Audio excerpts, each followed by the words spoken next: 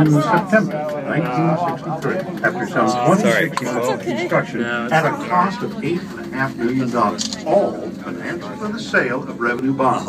In April of 1998, Palm Springs Railroad Tramway contracted with the Von Roll Tramway to undertake the construction and installation of new rotating tramway.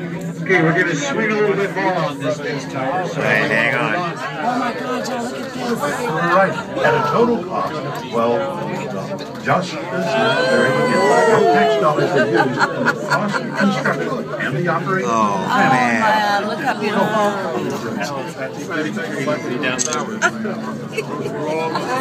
Wow. That's cool. I